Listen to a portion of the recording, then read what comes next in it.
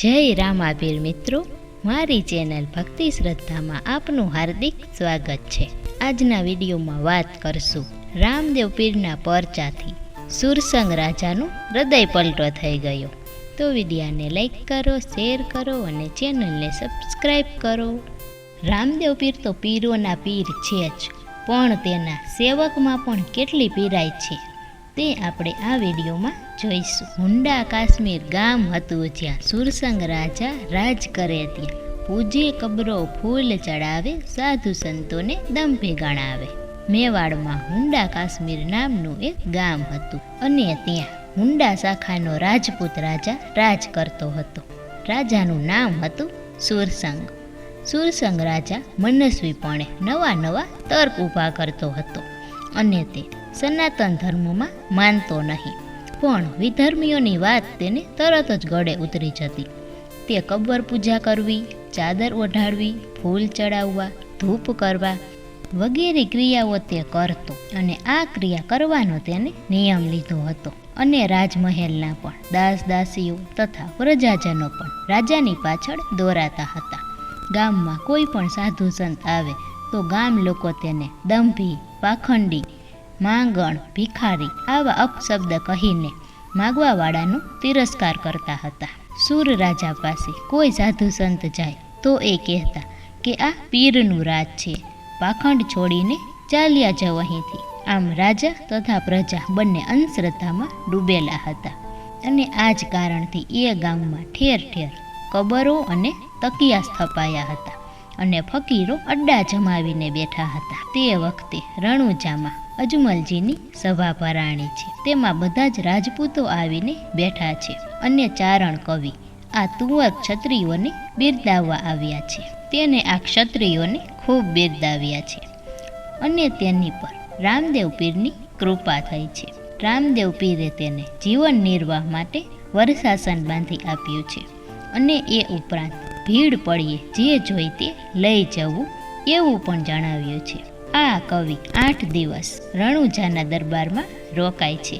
રામદેવજીની સભાને એ દેવ દરબાર કહી બિરદાવતા હતા અને આ કવિ ઉપર લખમા માળીને પણ ઘણો પ્રેમ હોવાથી તેની આગતા સ્વાગતા કરી નવાજેસ અપાવતો હતો. અને જ્યારે આ કવિ વિદાય લેતા હતા ત્યારે લખમો તેને દૂર સુધી વળાવા ગયો છે. લખમાના નિર્મળ પ્રેમથી કવિ પ્રભાવિત થઈ ગયા છે અને ત્યાંથી તે વિદાય લે છે. અને ત્યારબાદ તો આ કવિ ફરતા ફરતા અને ભેટ લેતા દરેક રાજાઓ પાસે જાય છે અને એક વખત તે કુમાંડા ગામના દરબારમાં જાય છે. ત્યાં વીરસંગ બિહોલાને બિરદાવવા લાગ્યા છે. ભર કચેરીમાં આ ચારણ કવિ હાકલા પડકારા કરતો હતો, રાજપૂતોને સુરાતન ચડે તેવી વાતો કરતો હતો. એ વખતે એક વયોવૃદ્ધે વાતમાં વાત ઉમેરતા કહ્યું, કવિરાજ, તમારો એક યજમાન ડૂબ્યો છે. ચારણની બિરદાવલી બેરોગી રાખશો તો ચારણ ગણાશો નહીં હો. વયોવૃદ્ધની ચીમકી ભરી કટાક્ષવાણી કવિ સમજ્યા નહીં, બીજા પણ સમજ્યા નહીં અને વિચારમાં પડી ગયા કે આ દાદા આવા વેણ શું ધારીને સંભળાવતા હશે. કવિ પણ સ્તબ્ધ થઈ ગયા. કવિનો આનંદ અને આવેશ ઓસરી ગયા અને સભામાં બેઠેલા લોકોએ કવિ શું જવાબ આપે છે તે સાંભળવા માટે આતુરતાથી કાન માંડ્યા. ત્યારે કવિ કહે કે તમારી આ વાતને હું સમજ્યો નથી દાદા. કવિરાજ, તમે ચારણ છો, દેવી પુત્ર છો, પૂજવા લાયક છો. તમારી જીભ પર માતા સરસ્વતી રમે છે. તમે શૌર્યની વાતો સંભળાવો છો, પરંતુ ધર્મ ભ્રષ્ટ થયેલા હુંડા કાશ્મીરનો રાજા સુરસંગે પરધર્મને વાલો ગણી કબરો પૂજવા લાગ્યો છે. મરદાના દાટણ ઠેકાણને માથું નમાવા લાગ્યો છે. તમારો એક યજમાન ડૂબ્યો છે, તે જાણો છો ને? તેને બાપ દાદાની 71 પેઢીઓ તારવાને બદલે ડૂબાડી છે. તો પછી તમે સી રીતે ટકશો? તમે પણ એમાં ડૂબ્યા જ સમજો. દાદાની વાતથી કવિરાજ વિચારમાં પડી ગયા. ઘડીકમાં તે સાવધાન થઈ કવિ બોલ્યા, દાદા, હું એને ડૂબતો બચાવવા ત્યાં જ જાઉં છું. હું ડૂબીશ નહીં ને ડૂબવા પણ નહીં દઉં. જો યજમાન હઠાગ્રહી બનશે તો કવિચારણ એના દરબારમાં પ્રાણ ત્યાગશે. કવિની આવી આકરી પ્રતિજ્ઞા લેતો સાંભળી સાંભળનાર બધા ચૂપ થઈ ગયા. ઘડીકમાં સભામાંથી વાહ કવિરાજના ધન્યવાદ સંભળાવા લાગ્યા. બીજે દિવસે કવિએ લોકોની ભાવભરી વિદાય લીધી અને હુંડા કાશ્મીર તરફ રવાના થયા. અને કુમાંડા ગામના દરબારમાં જે વૃદ્ધે વાત કહેલી તે તેના કાળજાને ઘાયલ કરી નાખ્યું હતું. કવિએ નિશ્ચય કર્યો કે કાં તો સુરસંગ રાજાને સ્વધર્મે વાળવો અને કાં તો એના મહેલની આગળ ત્રાગુ કરીને દેહ પાડવો.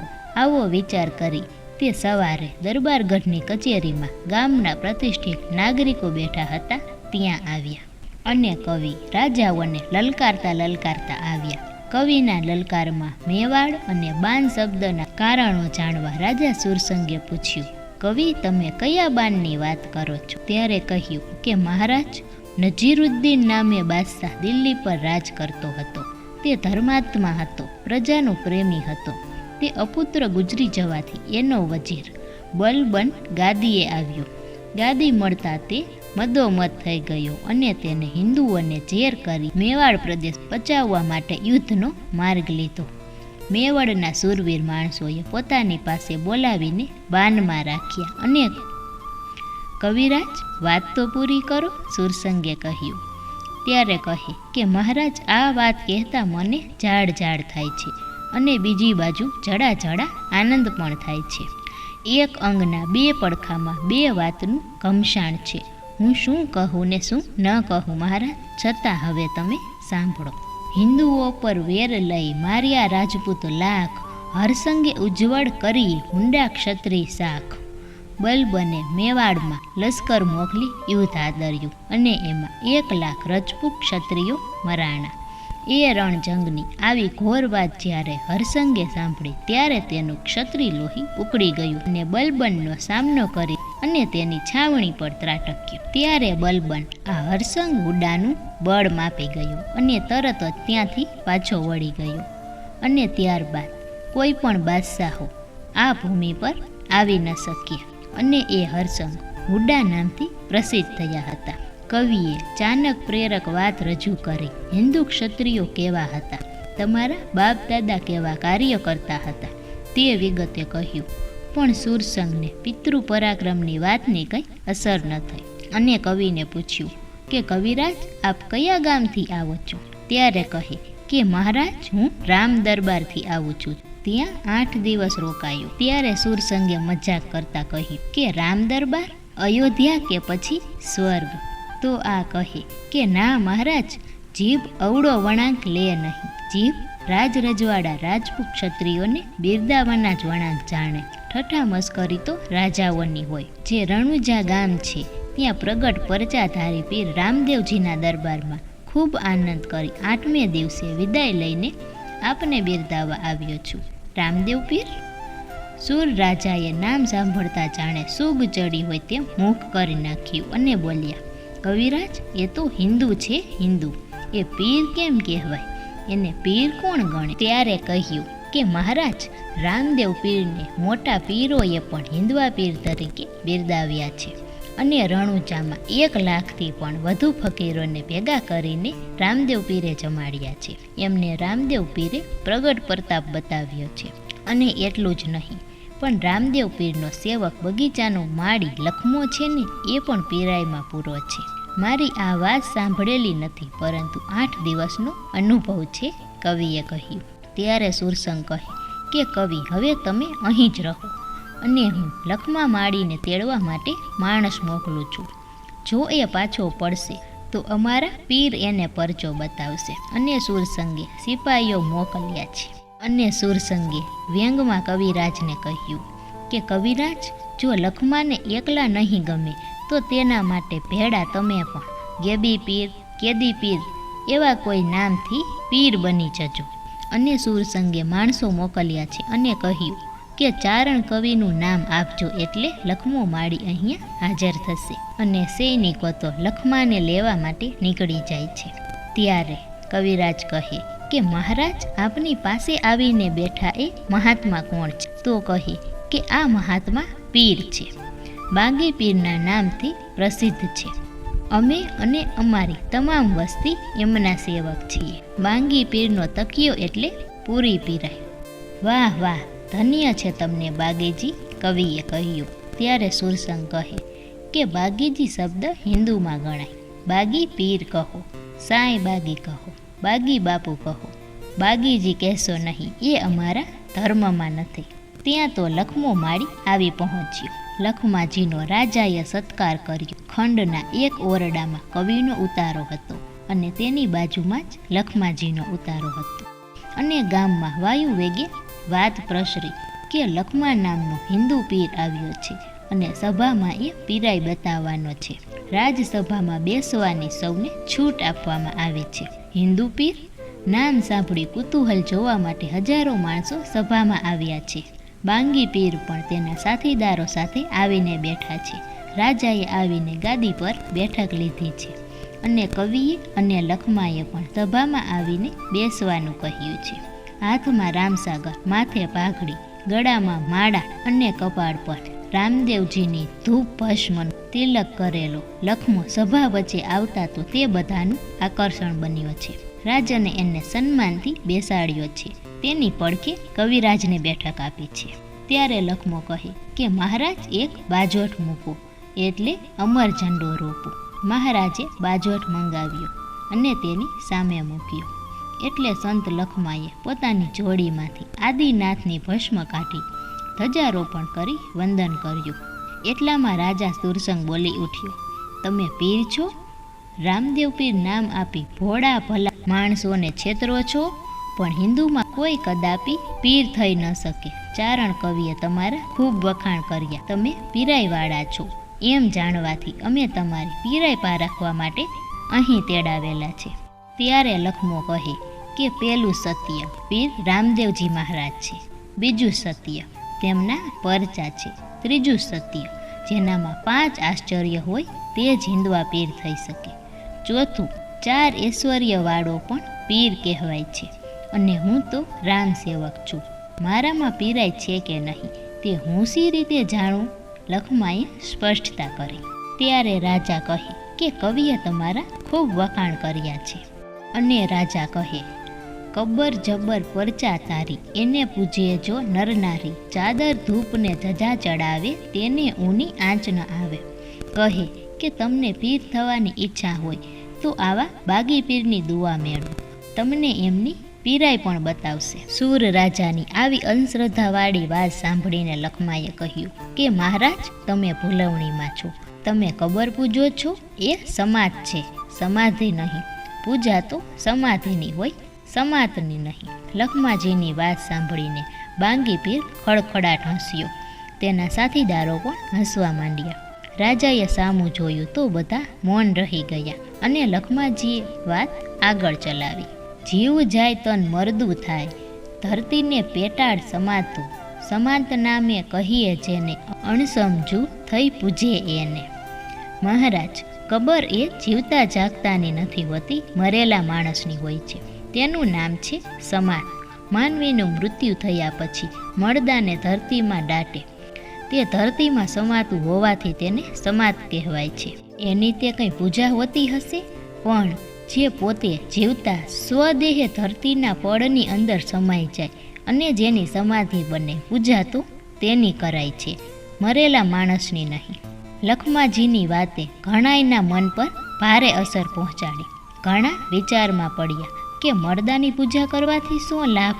એના કુટુંબ પરિવારને ગમે તે કરે, પણ બીજા શું કરે? પોતાની બોધવાણીની સભાજનો પર ભારી અસર થાય છે તેમ જાણીને લખમાએ વાત આગળ જણાવી. ત્યાં તો વાહ લખમાજી, વાહ લખમાજી સભામાંથી અવાજ આવવા માંડ્યા.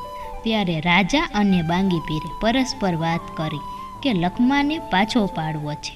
અને બાંગી પીર બોલી ઉઠ્યા, લખમાજી, તમે અને રામદેવ પીર પરજાધારી પીરાઈવાળા છો એવું અમે સાંભળ્યું હતી, તેથી તમારી પીરાઈ જોવા માટે તમને અહીં તેડાવ્યા છે. તમારા ધર્મની લાંબી લપ કરવા નહીં. હવે તો મૂળ વાત પર આવો. ત્યારે સુરસંગ બોલ્યો કે ખરું છે બાંગી બાપુ, તો વગાડો તંબુરો અને બતાવો પીરાઈ. તો કહે કે મહારાજ, હું રામદેવજી મહારાજનો ભજન ભાવવાળો છું. હું તો પીરાઈના ભજન ગાઉં છું, પણ ઘીની જ્યોત જોઈએ. આરતી વખતે ઠાકર થાળી મૂકવી પડે. એ થાળીનો પ્રસાદ સૌને વહેંચાય ત્યારે ભજનની પૂર્ણાહુતિ થાય છે. ત્યારે રાજાએ અને બાંગી પીરે એક થાળીમાં પાણી ભરી તેની ઉપર જાડી દિવેટ ગોઠવી અને બીજી થાળીમાં માંસ ભરી તેની ઉપર રેશમી રૂમાલ ઢાંકીને બાજોઠ પાસે મૂક્યો અને જણાવ્યું કે આ છે ઠાકર થાળી અને તેમાં સાકર અને ટોપરાનો પ્રસાદ છે અને આ બીજા થાળમાં પાણી છે અને વાટ છે. અમે સાંભળ્યું છે કે તમારી વાણીથી પાણીમાં પણ પ્રકાશ થાય છે, તો તમે આ જળમાં જ્યોતને પ્રગટાવીને પીરાઈ બતાવો, બાંગી બાપુએ કહ્યું. ત્યારે રાજા કહે કે બાંગી બાપુ ખરું કહે છે. લખમાએ ધજાને વંદન કરી રામસાગર હાથમાં લીધો અને સભા સામે દ્રષ્ટિ કરીને રામદેવજીનું ધ્યાન ધરી ઓમ નકડંગ નાથ નમોહની સ્તુતિ કરી પોતાની વાણીની શરૂઆત કરી. લખમો તો ભજન ઉપર ભજન ગાવા માંડ્યો અને લોકો તેને બિરદાવવા લાગ્યા કે વાહ વાહ, ધન્ય છે લખમા, અને તેના ઉચ્ચારથી ડોલવા લાગ્યા. લખમાએ શ્રી રામદેવજીના દર્શનની ઝાંખી થઈ. એ સમયે જય રામદેવજી, જય રણુજાના ધણી ઘણી ખમ્મા કહી રામદેવજીનો જય ઘોષણા ઉચ્ચારી. લખમાજીના આરાધથી બાજોઠ પાસે મૂકેલી વાટમાં જ્યોત પ્રગટી અને તેમાંથી આંજી નાખે એવો પ્રકાશ થયો. ધજા ફરકવા લાગી.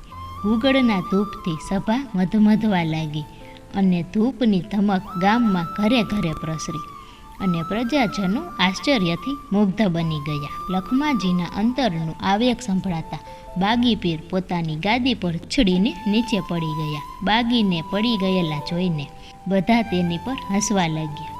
એટલામાં બાગી સાવધાન થયા, ઊભા થયા અને પાછા ગાદી પર બેસી ગયા. લખમાએ પૂછ્યું કે મહારાજ, ઠાકર થાળીમાં શેનો પ્રસાદ છે? થાળમાં સાકર અને ટોપરા છે. રાજાએ થાળમાં માંસ હતું એ વાત છુપાવી. લખમાએ રામદેવજીની ઠાકર થાળી અને આરતી સ્વીકારવા આહવાન કરી અને પ્રાર્થના કરવા લાગ્યો. એ જળમાં જ્યોતું ઝળહળે, ધમકીએ ગુગળ ધૂપ, પધારજો પીર રામદે, ત્રણ ભુવનના ભૂપ, અને રામદેવ પીરની આરતી ગાય. આરતી ઉતારી લખમે બાજોઠ ઉપર સ્થાપેલી જ્યોતિ અને ધજાને નમન કરીને કહ્યું કે હવે ઠાકર થાળનો પ્રસાદ સૌને વહેંચો. બાંગીએ કહ્યું કે પ્રસાદ તમે તમારા હાથે જ સૌને આપો. ત્યારે લખમાએ થાળ પર ઢાંકેલા રૂમાલનો છેડો ઊંચો કરી સાકર ટોપરાને ખોબો ભરીને સુર રાજાની સામે ધરતા કહ્યું કે લો મહારાજ, લો બાગી પીર. એટલામાં જ્યોતમાં અવાજ થયો. સુર રાજાનું માથું ભમવા લાગ્યું અને બાગીનું આખું શરીર બળું બળું થઈને બળતરા ઉત્પન્ન થવા લાગી. સુરસંગ કાપવા લાગ્યું. ક્ષમા કરો, દયા કરો લખમાજી કહીને ક્ષમા માગવા લાગ્યો. લખમાના ચરણમાં નમી ગયો. સભામાં બેઠેલા સર્વે ભાવિકજનો પરચાના પ્રતાપથી અંજાઈ ગયા. જય લખમાજી, જય રામદેવજી મહારાજની ઘોષણા કરતા સુર રાજાએ ધજાને 7 વખત નમન કર્યા અને જાહેર કર્યું હુંડા કાશ્મીરની 24 ગામોમાં ઘેરે ઘેરે ધોળી ધજા ફરકાવી અને ગુગળનો ધૂપ કરવો, રામદેવજીની સ્થાપના કરવી, એવો ગામે ગામ ઢોલ પીટાવવાની આજ્ઞા કરી. એ વખતે બાંગીપીર અને તેના સાથીદારો ભયભીત થઈને નાસી છૂટ્યા અને લખમાજીએ સભામાં સૌને સાકર ટોપરાનો પ્રસાદ વહેંચ્યો. તો પણ થાળમાં પ્રસાદ તેટલો ને તેટલો ભરેલો જ હતો. આ જોઈને બધા વિસ્મય પામ્યા. અને ત્યારે લખમાજીએ રાજાને તેની ગુરુ દક્ષિણા પેટે દર સુધી બીજે અને પૂનમે રણુજા જઈ રામદેવજીના દર્શન કરવાની આજ્ઞા કરવી અને રામ તુહીનો ગુરુ મંત્ર આપતા જણાવ્યું કે જ્યારે ભીડ પડે ત્યારે રામ તુહીનું રટણ કરજે. આમ લખમોજી અને ચારણ કવિ સનાતન ધર્મનો ધ્વજ ફરકાવી અધર્મી બનેલા સુરસંગ રાજા અને પ્રજાને સ્વધર્મ પાલક બનાવ્યા. લખમાજીના ઉપદેશથી તેઓ નિર્મૂળ બની તેના હૃદયમાં શ્રી રામદેવજી મહારાજને પીર માની તેમની ઉપાસના કરવા લાગ્યા. જય રામા પીર, જય હો 12 બીજના ધણીની.